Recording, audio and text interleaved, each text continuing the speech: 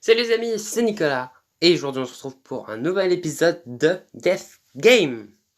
Donc dans le dernier épisode, nous étions ratés au moment où Tetsuo avait quelque chose à nous dire, et il nous a emmenés quelque part, genre dans un sort de hangar vide, et d'un coup les lumières se sont éteintes, et il est mort. Et donc encore une fois, c'est la deuxième personne qui devait nous dire quelque chose et qui au final s'est fait tuer. Donc on va voir si on peut savoir qui a fait ça. Du coup, on continue le chapitre, c'est parti.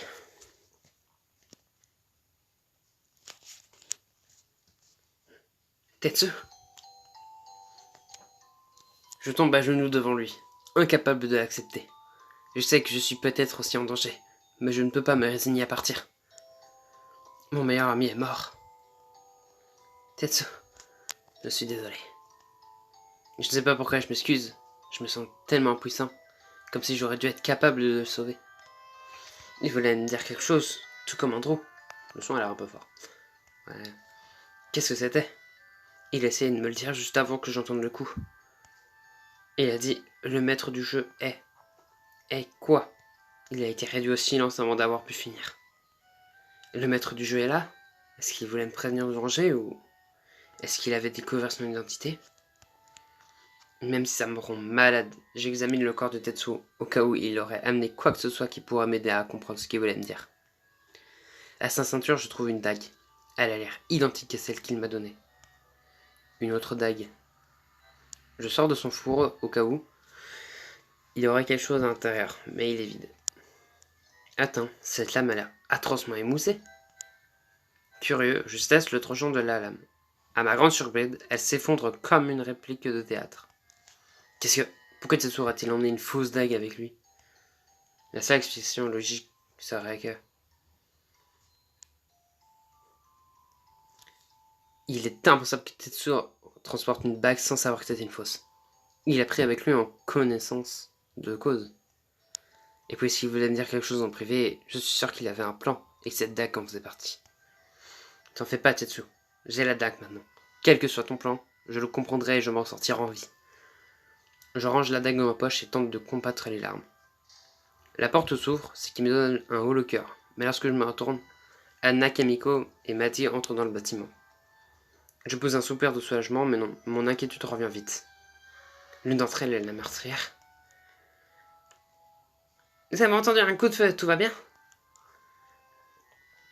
C'est Tetsuo? Nicolas? Qu'est-ce qui s'est passé? Oh non. Elles ont toutes l'air innocentes. Mais la meurtrière de Tetsuo aurait pu facilement se glisser dans les ténèbres et faire le tour pour arriver avec les autres. Nous sommes venus ensemble, mais les lumières se sont éteintes et quelqu'un l'a abattu. Je n'ai pas pu voir qui. C'est horrible.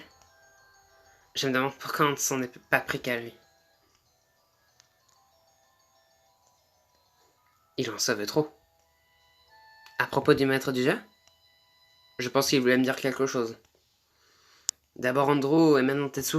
Je me demande pourquoi ils voulaient tous me voir. Je ne sais pas. C'est vraiment horrible. Allez, nous devrions le sortir d'ici. Ouais. Ensemble, nous portons Tetsu en dehors du bâtiment et en direction de la ville. Le cimetière s'agrandit. Ah. Tout va bien, Nicolas? Bien sûr, non. Quelqu'un vient de tuer mon meilleur ami. Et c'est peut-être l'une d'entre elles. La complice du maître du jeu. J'ai juste besoin de temps. Je comprends. Mon Dieu, c'était mon meilleur ami. Je ne le reverrai plus jamais. J'essuie mes larmes. Les autres détournent le regard. Elles pensent sûrement que le plus poli serait de faire semblant de ne rien voir. Qui en a vraiment quelque chose à faire? Oui, je pleure. Mon meilleur ami a été assassiné, merde. Qu'est-ce qu'on peut faire? Le maître du jeu a toujours un coup d'avance. Avons-nous la moindre chance de nous en sortir? Mais je suis sûr d'une chose. Qui que ce soit a tué Tetsuo, il devrait savoir que c'était la plus grosse erreur de toute sa vie. Je vais le tuer. Nicolas! Je le regarde. Je les regarde tous les trois.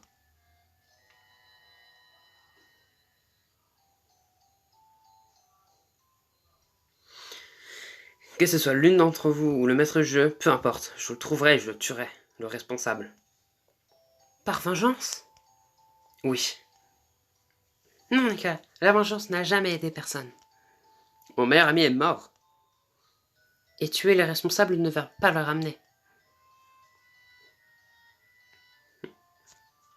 Je lui dois la justice. La justice? Oui. Qui que ce soit, il ne peut pas s'en tirer comme ça. C'est horrible. Alors fais selon les règles, Nicolas. Nous devons l'attraper et le faire arrêter pour ses crimes. Je vais essayer. Mais s'il y a la moindre chance pour qu'il s'enfuit, je ne sais pas ce que je ferai. Anna semble encore perturbée et les deux autres n'ont pas l'air mieux. Je comprends ce que tu ressens, Nicolas. Mais il faut rester prudent. Maddie ne dit rien du tout. Mon premier instinct est de m'en prendre à elle, mais je reprends mon calme, non sans difficulté. Je peux pas perdre pied. Sortir d'ici doit être notre priorité. Désolé, je me suis un peu emporté. Je ne voulais pas te faire la morale, mais quand les gens cherchent à jaser, parfois ils sont consumés par leur propre colère. Je ferai de mon mieux. D'accord. Je ne veux pas être consumé par la vengeance, parce que, de ce que j'en sais, c'est ce qui est arrivé au maître du jeu. Est-ce que c'est ça? Le maître du jeu veut sa vengeance? Mais pourquoi? Eh bien, je suis sûr que je ne finirai pas comme lui.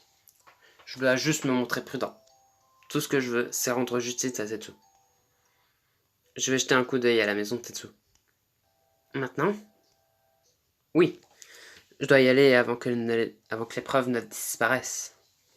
Je ne sais pas si Tetsu a laissé le moindre indice pour moi, mais s'il l'a fait, je vais les trouver. Même si ce n'était sa maison, que pendant la durée de cette partie, je me sens submergé par mes émotions en entrant. Je trouverai ce que tu voulais me dire, Tetsu. Je te le promets.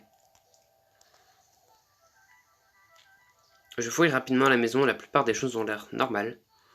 Mais c'est alors que je remarque quelques papiers sur la table. Je me précipite pour les lire. Au-dessus se trouve l'article de Courtenay. Ce papier est en effet à détour. Et le nom de l'auteur, Courtenay Winnings.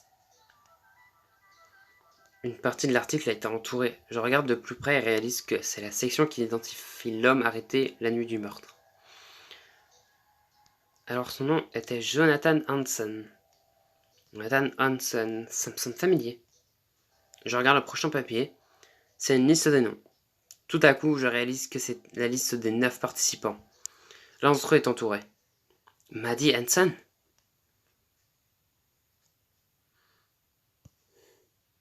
Je prends la liste dans la marge. Je reconnais l'écriture de Tetsu. Je compte sur toi, Nicolas.